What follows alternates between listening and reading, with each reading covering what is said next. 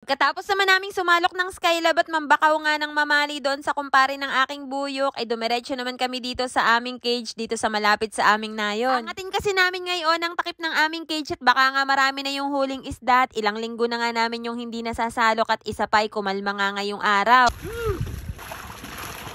Guys! Go!